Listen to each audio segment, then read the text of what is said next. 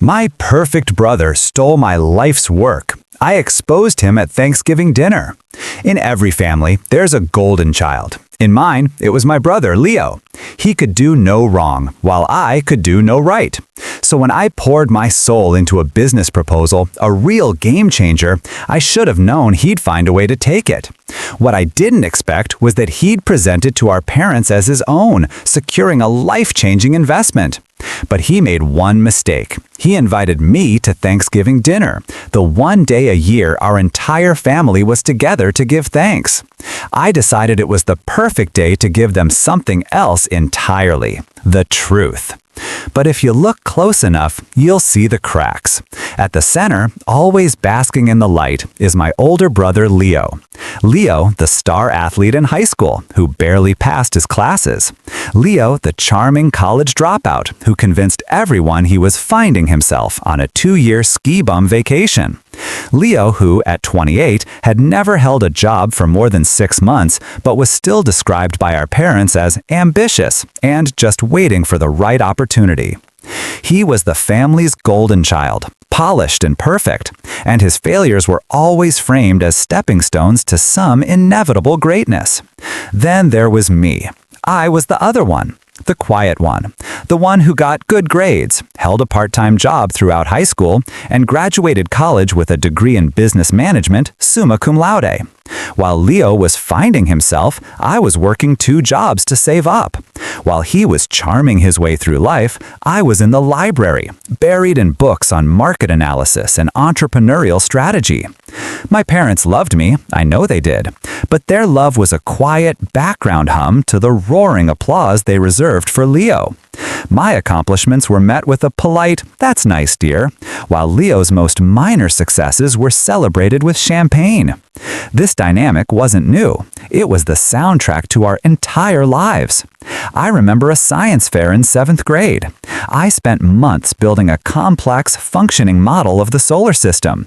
Leo, the night before, threw together a baking soda volcano. My model won 3rd place. His volcano, which erupted dramatically and splattered soda on the judge's shoes, got a special Most Spirited Award and a front-page spot in the local paper, complete with a beaming photo of him. The headline read, "Local Young Scientist Explodes with Creativity." The article mentioned me once as his brother who also participated. That's what it was like. He was the main event. I was a footnote. As we got older, the gap widened. My parents' house became a shrine to Leo's mediocrity. His dusty high school football trophy sat on the mantelpiece. A framed, blurry photo of him on a ski slope was hung in the hallway. My college diploma, on the other hand, was tucked away in my old bedroom's closet, gathering dust behind a box of his old trophies. It was a constant, subtle reminder of where I stood. I wasn't angry, not in a loud, explosive way. It was more like a low, chronic ache, a feeling of being perpetually invisible. I learned to find my validation elsewhere, in my work, in my own quiet determination. I was building a life for myself, brick by brick, away from the shadow of my brother's gilded, empty reputation. I had a plan, a real one, that I was certain would finally make them see me. I just had no idea that Leo was watching, waiting to claim it as his own. My life's work wasn't just a business proposal, it was my escape hatch. It was a comprehensive plan for a sustainable urban farming initiative called Grainspire. The concept was to convert unused city rooftops and vacant lots into hydroponic farms, supplying fresh produce to local restaurants and communities, creating jobs and reducing carbon footprints. It was ambitious, it was detailed, and it was entirely mine. For 2 years, I lived and breathed Greenspire. My nights were fueled by coffee and a burning desire to create something real, something tangible that was undeniably mine. I created 50-page market analysis reports, forecasting profits with painstaking precision. I designed architectural mock-ups of sleek, green rooftops. I networked with agricultural experts and urban planners, getting letters of intent and support that I added to a burgeoning portfolio. I built financial models from the ground up, outlining startup costs, revenue streams, and a 5-year growth plan that was, if I do say so myself, brilliant.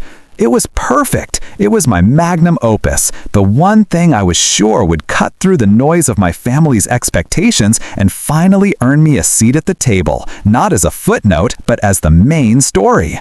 I kept the master files on a password-protected external hard drive, but I also had a working folder on my laptop. Leo, being Leo, was always floating around. He'd pop into my apartment unannounced, just to hang out, and would often ask to use my computer to quickly check his email. I never thought anything of it. He was my brother after all. Why would I suspect him? He'd listen patiently as I excitedly explained a new hydroponic technique I'd researched, or a potential partnership I was cultivating. He'd nod, ask a few seemingly innocent questions, and say something like, "Wow, you're really smart, man. I could never do all that." I took it as a compliment, a rare moment of acknowledgement. It was a classic misdirection. The first crack in my ignorance appeared about a month before Thanksgiving. Our parents had invited us over for a Sunday dinner. Leo was uncharacteristically quiet for most of the meal, until my father started his usual rant about the lack of real vision in today's youth. That's when Leo leaned in, a calculated gleam in his eye. He didn't call it Greenspire. He called it Project Vertigrow. He casually outlined the core concept, urban hydroponic farming, using some of my key phrases and statistics almost verbatim. He framed it as a rough idea he'd been toying with. My blood ran cold. I watched, stunned, as my parents' faces lit up. My father, a man who had barely glanced at my college diploma, was now leaning forward, captivated, asking Leo questions. My mother was practically glowing with pride. "See, I knew you had it in you, Leo," she'd exclaimed. I sat there, silent, my food turning to ash in my mouth. He hadn't just stolen my idea, he was test driving it in front of our parents, and they were buying it, hook, line, and sinker. The real gut punch came a week later, when my father called to tell me he and Mom were so inspired by Leo's entrepreneurial spirit that they had decided to liquidate a portion of their retirement fund to invest $50,000 into his project. The cage door was closing, and my brother had the only key. The first 24 hours after that phone call were a blur of white-hot rage. I paced my apartment, my mind replaying every conversation, every innocent question Leo had ever asked about my work. I wanted to call my parents, to scream the truth from the rooftops, but I stopped myself. What would I say? Leo stole my idea? They would see it as jealousy, as a pathetic attempt to steal my brother's thunder. They'd ask for proof, and what did I have? My word against his? And in the court of my family, Leo's word was law. A direct confrontation would be suicide. It would only cement his position as the victim of his bitter, resentful younger brother. No, I couldn't just tell them. I had to show them. The anger cooled, hardening into a cold, sharp diamond of resolve. This wasn't just about getting the money or the credit anymore. It was about dismantling the lie my family had been living for 3 decades. It was about forcing them to see the gilded cage for what it was. And for that, I needed a stage, a captive audience, and a moment so dramatic, so undeniable, that the truth would shatter their carefully constructed reality. The answer came to me with a chilling clarity: Thanksgiving dinner. Thanksgiving was our family's sacred ritual. It was the one day no one missed. My parents, my Mima, my aunt and uncle, Leo, and me. We'd gather around the large oak table, groaning with food, and go around the circle, each person saying what they were thankful for. It was a festival of performative gratitude, and this year, the main event was going to be Leo's toast. I knew he'd use it to officially announce his venture, to bask in the adulation of his family as they toasted to his brilliance and hard work. It was the perfect trap. My plan began to take shape, a meticulous operation of psychological warfare. I spent the next 2 weeks not just preparing my evidence, but preparing my performance. I became the perfect, supportive brother. I called Leo to congratulate him, my voice carefully neutral. I even offered to help him refine his pitch, a suggestion he hastily declined, of course. I needed him to be confident, arrogant, and completely unsuspecting. I gathered my proof. I compiled a folder on my laptop titled Greenspire Archive. Inside were dated documents, the original brainstorming mind map from 2 years ago, the first draft of the business plan, email chains with potential partners, and even a time-stamped cloud backup history. The final piece de resistance was a presentation. It was the exact pitch deck I had been planning to take to real investors, but I added one new slide at the beginning. It simply read, Project Greenspire, conceived October 26, 2021. Founder, my name. I practiced my part. I would be calm, composed, almost sad. I wouldn't yell or accuse. I would simply present the facts, one by one, and let the evidence do the talking. The goal wasn't just to expose Leo. It was to expose the system that created him. I wanted my parents to feel the weight of their own bias, to see how their blind adoration had turned their golden son into a thief. As Thanksgiving Day approached, a strange sense of calm settled over me. The storm was coming, and I was the one holding the lightning rod. I was ready to burn the gilded cage to the ground. Thanksgiving Day dawned crisp and cold. The air in my parents' house was thick with the scent of roasting turkey, cinnamon, and the unspoken tension that only I could feel. I arrived right on time, a bottle of expensive wine in one hand and my laptop and its dag slung over my shoulder. My mother greeted me at the door, her face flushed from the heat of the kitchen. She gave me a quick hug, her eyes already darting past me, looking for Leo. He arrived 10 minutes later, of course, making a grand entrance. He was dressed in a new-looking sweater, his hair perfectly coiffed, and he carried a store-bought pumpkin pie as if it were a trophy. The atmosphere was a masterclass in family theater. My Meemaw was dozing in her armchair, my aunt and uncle were debating politics in the kitchen, and my father was following Leo around like a puppy, hanging on his every word. "So, tell me more about these vertical growing systems, son," my father would say, his voice brimming with a pride I had yearned for my entire life. Leo would modestly wave a hand. "Oh, it's just a little something I've been working on, Dad. It's complex stuff. I don't want to bore you." It was a masterful performance of false humility, and my father was eating it up. I played my role to perfection. I was the quiet, helpful son. I chopped vegetables, I set the table, I refilled drinks. I smiled and nodded when Leo glanced my way, a smug, knowing look in his eyes. He thought I was beaten. He thought I had accepted my fate. Every time he described a part of my business plan, a small internal part of me would scream. But on the outside, I remained a placid lake. I watched him charm my aunt, impress my uncle with his vision, and accept my mother's gushing praise as if it were his due. He was the star, and the entire house was his stage. The meal itself was excruciating. The conversation flowed around me, a current of excitement and anticipation all centered on Leo. They talked about his potential, his brilliance, how this investment was the start of something amazing. I ate my turkey and mashed potatoes, tasting nothing. All I could think about was the folder on my laptop, the presentation waiting to be unleashed. I felt like a soldier in the trenches, waiting for the signal to go over the top. My heart hammered against my ribs, a frantic drumbeat against the cheerful hum of family conversation. As the plates were cleared and the coffee was poured, I knew the moment was approaching. My father picked up his wine glass, tapping it gently with a spoon. The room fell silent. It was time for the toasts. The final act was about to begin.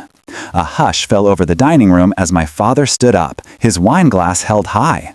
His face was beaming, a portrait of paternal pride. He looked around the table, his eyes lingering on each of us before settling on Leo. "Well," he began, his voice thick with emotion, "I think we all have so much to be thankful for this year. Our health, our beautiful family.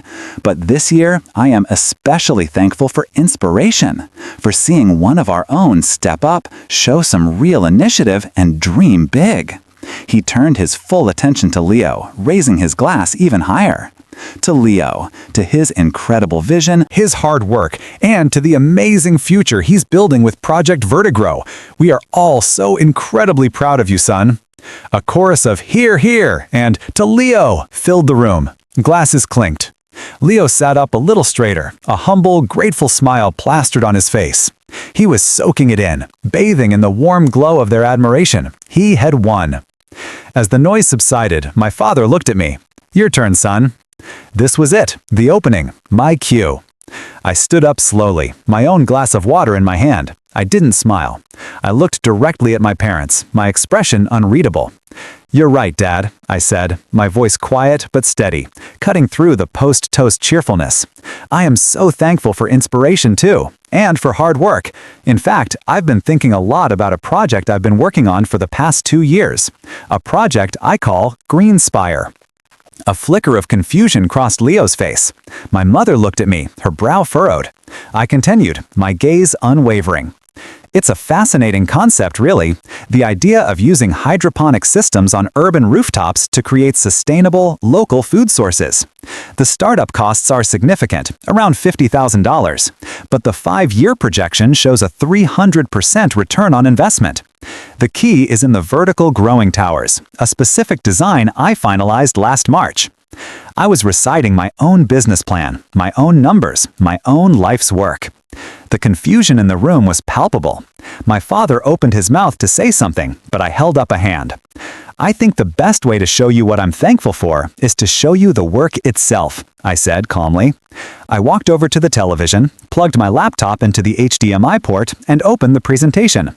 The first slide appeared on the large screen. Project Greenspire. Conceived October 26, 2021. Founder, my name. A collective gasp went through the room. I clicked to the next slide, then the next. The mind map, the financial models, the architectural mock-ups, the dated email chains. A 2-year timeline of creation, all with my name on it. I didn't say a word. I just let the evidence scroll across the screen, a silent, damning indictment. I turned to look at Leo. His face had gone from a confident tan to a sickly pale white. The golden child was tarnished, right there in front of everyone. The silence in the room was so complete you could have heard a pin drop, or a heartbreak. The silence that followed the presentation was a physical presence in the room. It was heavy, suffocating, and absolute. My Mima was wide awake now, her eyes darting between my pale-faced brother and the damning evidence still glowing on the television screen. My aunt and uncle were staring at their plates, as if hoping to disappear into the leftover gravy.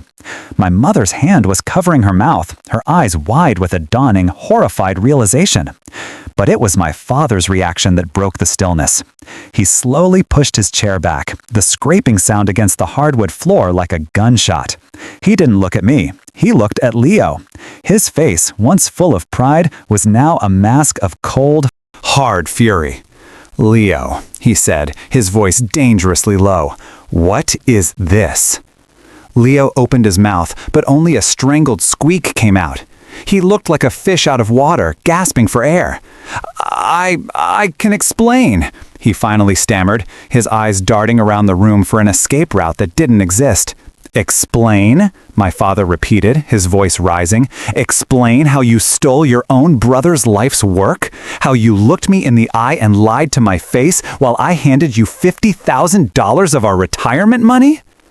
The accusation hung in the air, raw and ugly.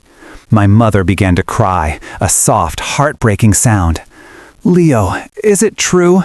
she whispered, as if saying it any louder would make it more real. "Tell me it's not true." Leo's composure finally shattered. He looked from my father's rage to my mother's tears, and the full weight of his predicament crashed down on him. The lies, the charm, the effortless confidence, it all evaporated, leaving behind a pathetic, whimpering coward.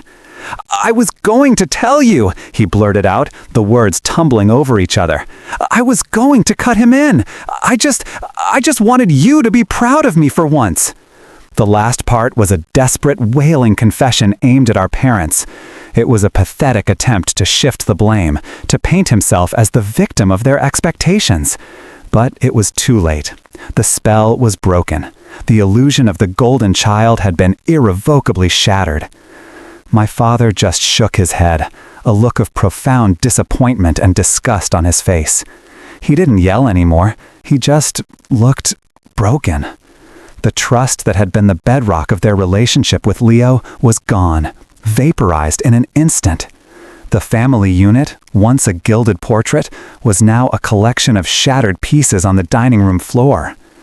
The pumpkin pie sat forgotten, its cheerful orange color a mockery of the bleakness that had descended upon the room. The Thanksgiving feast had turned into a funeral for a lie. I had won, but as I looked at the devastation I had wrought, the victory felt hollow, cold, and utterly lonely. The aftermath of that dinner was a quiet, awkward exodus. My aunt and uncle mumbled something about needing to get home, practically fleeing the scene.